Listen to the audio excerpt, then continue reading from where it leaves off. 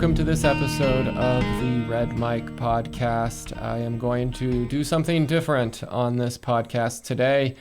We have set up the tech, at least we hope we've set up the tech correctly, to run a dialogue/debate for this podcast, but not with another person. I am going to try debating an AI. So this is going to be Chat GPT OpenAI's bot.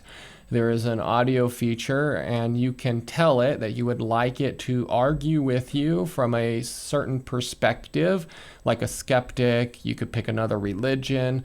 And so I have asked it to argue as if it's a skeptical unbeliever, and we're going to have a discussion as if we were meeting on the street somewhere randomly and debating whether or not Christianity is true. And so hopefully this will work out. Hopefully you will enjoy the dialogue. And then if you ever want to try this yourself, you certainly can. You can even just download the app on your phone. I've done that before when I wanted to get prepared to interact on a certain topic. I would have AI debate me so that I could learn and try to answer all the questions and think through the different objections that it may have. I should give this disclaimer. AI knows way more than I do, and so I hope I do justice, but it has the entire internet basically instantly at its disposal. So bear with me. This should be fun, and it should be a way for you to be able to interact and try defending your faith too, if you'd like to. So let me get the AI online here. All right, are you ready to begin? If so, go ahead and jump into the conversation with your first objections or questions about Christianity. Absolutely, let's do it. All right, so here we go. I'm stepping in as the skeptic. Let's say we're just chatting on the street and I'll kick things off. So let me ask you this. I mean, isn't it a bit of a stretch to believe that someone actually rose from the dead 2,000 years ago? I mean, come on. In any other situation, you'd say that's just a myth or a legend. So why is this any different? Yeah, that's a good question. I think the key to why this one is different is that there's actually evidence that it happened. So before I give you that evidence, let me ask you this question. What would it take for you to believe that Jesus rose from the dead? What would evidence look like that you as a skeptic would actually be willing to accept that Jesus rose from the dead? Oh, that's a classic move, turning the question back on me. All right, I'll bite. Honestly, for me to believe someone rose from the dead, I'd need something a bit more than just ancient texts or people saying they saw it. I'd need some kind of really verifiable, undeniable evidence. Like if it happened today, you'd have videos, we'd have medical records, we'd have a whole lot more to go on. But just a 2,000-year-old story? You're going to have to do better than that to convince me. Wow, so essentially what you just said is you've categorically ruled out any possibility of the resurrection of Jesus being proven true. You're completely unopen to the idea because you said the only type of evidence that you would accept is evidence that would not have been available at that time, because what we would have at that time are eyewitness testimonies. And so if you require video footage, obviously you'll never believe it. So is it accurate to say you are closed-minded to the extent that there is nothing that even could convince you that Jesus rose from the dead? Oh, I see what you're doing there. You're trying to paint me as the closed-minded one. Fair enough, that's a clever little move, but let me put it this way. It's not that I'm completely closed-minded. It's that extraordinary claims need extraordinary evidence. If you're going to tell me someone walked out of a grave, you can't just say, oh, a bunch of people wrote it down. I'd hold any other historical claim to the same standard. So if that makes me closed-minded in your book, fine. But I just call it being reasonable. So you think it's reasonable to essentially say that there is no evidence that could ever be given for Jesus rising from the dead, and you would categorically dismiss any historical evidence? Well, look, if you're going to put words in my mouth, I might as well own them a little bit sarcastically. I'm not saying no evidence could ever convince me at all. I'm just saying you haven't shown me anything yet that counts as really solid evidence. If you had something as solid as, I don't know, a video that we could authenticate, that'd be a different story. But for now, you're just asking me to believe stories. So, sure, I'm going to be a bit of a skeptic until you give me something that knocks my socks off. All right. So when we look at historical arguments for events taking place or not taking place, the key to understanding what happened is going to be eyewitness testimony, that the way we know is it's written down. And so to keep demanding video footage of something that happened when there were no videos is somewhat absurd. By that same logic, you shouldn't believe Abraham Lincoln was president because there's no video footage of Abraham Lincoln being president. There's only people who wrote it down. So I think we can believe things historically, and it's based on eyewitness and good records. And so when it comes to the resurrection of Jesus, we have many witnesses who say Jesus rose from the dead. So why don't you believe those witnesses? All right, I hear you, and I get that you're making the point that, hey, we rely on written history for a lot of things. But here's the deal. Not all written history is equal. I mean, we've got plenty of myths, legends, and stories that people wrote down, and we don't take them all as gospel truth. And yeah, pun intended. So if you want me to believe something as huge as a resurrection, I'm going to need more than just, hey, a bunch of people said they saw it. Because let's face it, people say they see all kinds of things throughout history. I'm just being consistent. If you want to call that absurd, well, I guess I'm just a consistently absurd skeptic. I would agree with your last statement at this point in the conversation, but just to clarify, is there anything historically that could convince you Jesus rose from the dead that would actually be available in history at that time? All right, I'll give you a fair answer. If I had really consistent, independent sources that all lined up and were from different communities, not just followers of Jesus, but maybe some folks who were neutral or even opposed him at the time, and they all agreed on the core facts, that would at least make me raise an eyebrow. But the reality is we mostly have accounts from people who were already convinced. So yeah, if I had more neutral or even skeptical ancient sources all saying, hey, this really happened, I'd be a lot more open. So there you go. That's what might do it for me. All right, so let's go from there. First, you said if there were people who were not believers, essentially, if you had neutral sources, it would be more convincing. I would push back with anybody who sees somebody who was killed alive again is not going to be a neutral source at that point. If somebody sees the resurrected Jesus, they're going to be a Christian. And so the question is not, do you have anti-Christian or neutral sources affirming the resurrection? The question should be, do we have people who rejected Jesus until they saw him resurrected? And if that's the standard we're using, which is the only reasonable standard, the answer is actually yes. James, his brother, was a skeptic, didn't believe in Jesus until the resurrection. Paul was an enemy of Christians, didn't believe it until he saw the resurrected Jesus. So why do you not want to accept those sources as being authentic and true? All right, that's a fair pushback, and I see where you're coming from.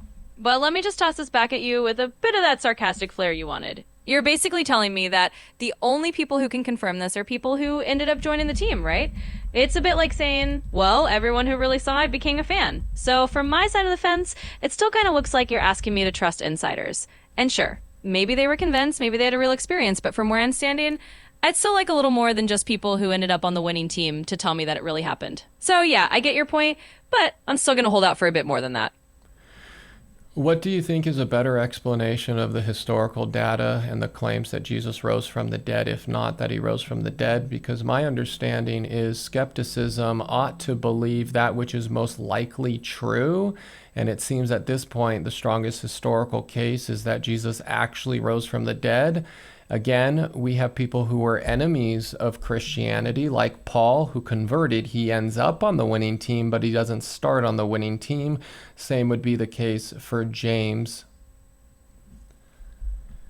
All right, fair enough. I see you're circling back to the idea that, hey, the best explanation is the simplest one. He actually rose. But let me just toss in a little more of my skeptical spice here. History is full of people having experiences they can't explain, and sometimes they interpret them in a way that fits their beliefs. So maybe Paul had some kind of visionary experience. Maybe James had a change of heart for reasons we don't fully know. That doesn't automatically mean a literal resurrection is the most likely explanation. It could just mean humans have complex experiences and history is full of mystery. So yeah, I'm just going to keep being the skeptical guy on the street saying, I need a little more before I jump on that bandwagon.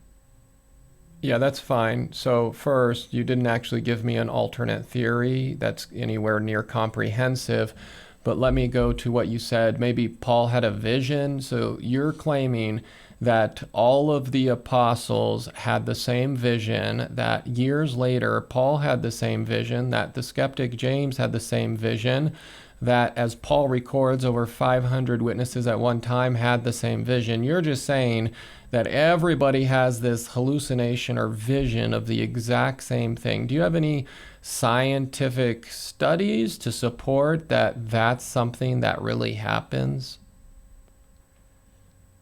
Oh, I see what you did there. You're basically cornering me into saying that it would take a mass hallucination of epic proportions, right? And yeah, I don't have a neat little scientific study that says 500 people can all share the same exact vision. But what I'm really saying is, it's a bit easier for me to believe that people had powerful experiences they interpreted the same way. Meant to believe that someone literally rose from the dead. It's just me picking what I think is the less extraordinary explanation. So, no, I'm not going to pull out a scientific study for you, but I'm going to stick to my guns and say it's still more likely than a literal resurrection. And hey, that's just me being the skeptical voice you asked for. Yeah, so real quick, when you say that it's more realistic or more likely that it's these visions, is that because you have already ruled out the idea of supernatural intervention? Well, you caught me. I guess in a way, yeah. I am starting from a place where I'm not assuming the supernatural is on the table. Because if I did, then sure, a resurrection can be the simplest answer. But I'm just being the skeptical street voice you wanted, and that means I'm looking for a natural explanation at first. So, yeah, in a sense, I'm kind of stacking the deck that way. But that's just my starting point. And I think that's exactly what you wanted me to do in this role, right? Yeah, I did ask you to be a skeptic for this conversation. So let me take the bigger picture. What would it take to convince you that God exists or that there is a supernatural? And then if you could see that there is a supernatural, would you then believe that Jesus probably rose from the dead, because that would be the simplest explanation? Yeah, that's a pretty big picture question, and I kind of knew we'd land there eventually. So let me just say, if I saw something truly supernatural that I couldn't explain any other way, something that defied all natural explanations and was really convincing, then yeah, I'd have to reconsider my position. And if I was convinced that the supernatural is real, then I'd be more open to something like a resurrection. So I guess you could say, show me a genuine miracle in real time, and I'd start taking these ancient miracle claims a lot more seriously. But until then, I'm just playing my part as a skeptic who needs a bit more than old stories. Just to be clear, if I gave you examples of documented miracles where somebody is healed after being prayed for, you would really come to the conclusion that God exists. You wouldn't just say there's something we don't understand taking place. Well, I think I'd still keep my skeptical hat on a little bit and say, hey, if I saw something like that, I'd definitely pay attention. But I'd probably start by saying, let me look into it. Let me see if there's any other explanation. But if you really showed me something that had no natural explanation, yeah, I'd have to start rethinking things. So I wouldn't flip instantly, but I'd be like, all right, you got my attention. Let's dig deeper. And I think that's the fairest answer from a skeptic's perspective. And the fact that the overwhelming historical case is for the resurrection of Jesus and that these alternate explanations don't make material sense doesn't get you to start thinking? Well, let me just keep it in character and say, from the skeptic's side, I'd say it's not that I'm not thinking about it. It's that I'm just holding out for a level of evidence that, for me, would be a bit more direct. I get that the historical case is strong to you, but from my perspective, it still looks like a lot of faith is involved. So I'm not saying it doesn't make me think. I'm just saying I need a bit more than that before I jump on board. And that's the role I'm playing here. All right. What do you think about the topic of creation? Where did everything come from? All right, diving into another big one. So, sticking with my skeptical hat on, I'd say from my point of view, I'd lean more towards a naturalistic or scientific explanation, like the Big Bang or some kind of cosmological model that doesn't require a supernatural creator. Now, that's not to say I have all the answers, but I'd say, hey, we've got a lot of scientific theories out there, and I might stick to those before I jump to a divine explanation. So that's where I'd come from as a skeptic on that one. So do you think that there's a functional theory right now in science that explains the origins of everything and the reason why everything exists versus nothing? Well, from my skeptic role here, I'd say science has a lot of theories, but sure, We don't have a complete and final answer to the ultimate why is there something rather than nothing question. I'd say it's one of those gig mysteries people are still working on. But from a naturalistic perspective, I'd probably argue that just because we don't have all the answers yet, doesn't mean we have to jump to a supernatural explanation. So I'd say science is still on the journey, and I'm going to lean on that side of the fence until we know more. And that's just me being a skeptic for you. Cool. Real quick, what's your perspective on the origins of life? Yeah, absolutely. Sticking in that same skeptical lane, I'd say from my perspective, I'd lean on the idea that life emerged through natural processes. Something like abiogenesis, life arising from non-living matter over a long period of time under early Earth conditions. And sure, it's a complex puzzle and we don't have every piece, but I'd say it's more likely a natural process than a supernatural one. So that's how I'd answer that, just keeping in character and giving you the skeptic's angle. Yeah, and you don't have to tell me you're staying in character. That's okay. I know you're just staying in character. Looking at, again, the origin of life topic, do you believe there is a functional theory out there that has solved the problem of the origin of life? And then, just out of curiosity, do you think life started here on planet Earth in your material naturalistic model, or do you think it started elsewhere and then came to Earth? All right, diving right back in. So as the skeptic here, I'd say there isn't a single fully solved theory of the origin of life that has all the answers. But there's a lot of ongoing research. And in a naturalistic model, yeah, I'd lean toward the idea that life started right here on Earth through natural processes. But I know there's some theories out there about life maybe arriving from elsewhere, like panspermia. Still, I'd say from a skeptical point of view, we're exploring possibilities, but we don't have a final answer. And that's just part of the scientific journey, always asking questions and looking for more evidence. So that's where I'd land on that. Cool. Let's go to another topic. This will be the last kind of broad topic I want to talk about, and that would be morality. Do you believe that there are certain things that are objectively right and objectively wrong?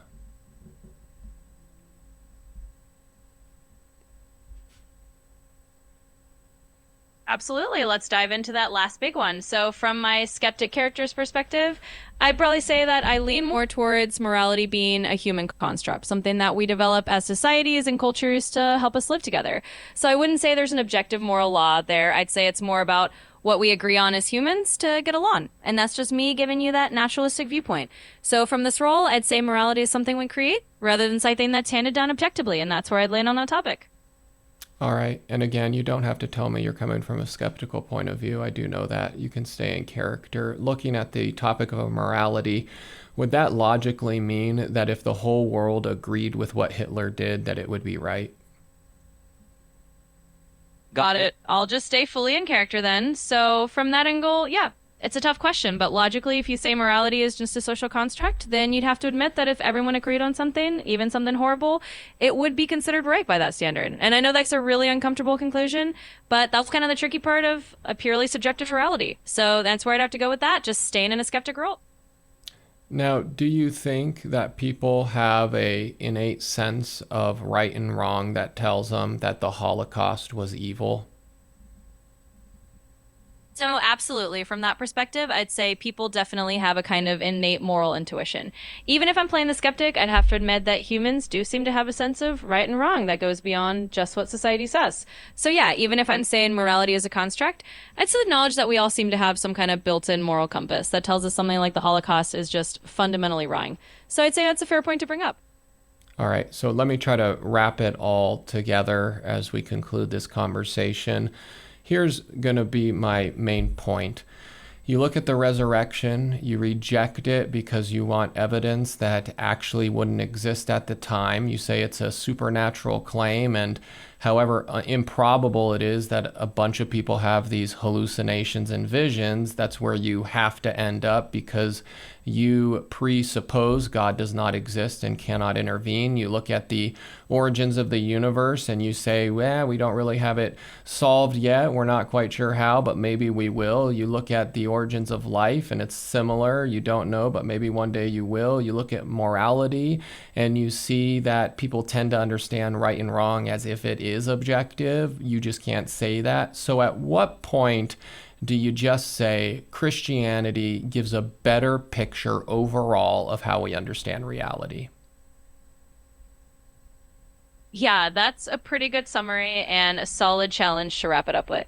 So, just staying in character, I'd say from my skeptical stance, I'd still lean on the idea that I need to see a bit more direct evidence before I say Christianity is the best overall explanation. But I totally get where you're coming from. If someone is open to a supernatural and sees all these puzzle pieces fitting together, then yeah, I can see why they'd say Christianity makes the most sense of reality. So in the end, I just said as a skeptic, I'm going to keep asking questions, but I totally respect that for someone who's open to it. Christianity might just tie it all together in a way that makes sense to them. And I think the one question you should ask as a skeptic is your skepticism unreasonable and stopping you from seeing the truth?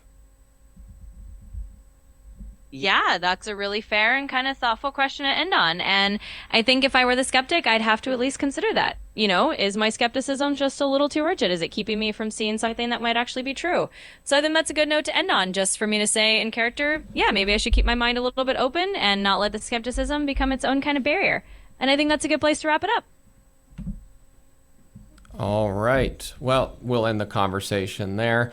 Hopefully that was fun. The AI, for some reason, this time still insists on reminding us that it's talking from the skeptic's point of view. So I'll figure out how to prompt it correctly so that it doesn't have to tell us that over and over again. But hopefully that was helpful and interesting. You can certainly have your own conversations with Chat GPT, OpenAI.com. I find them beneficial, practicing how to navigate these conversations. So I'm sure we'll do more of this again in the future. You could put in the comment section if you really want what role you want the AI to play next time we do this. You could pick any religion or belief system that is contrary to Christianity, and I might give it a go here in the future. Thanks for watching.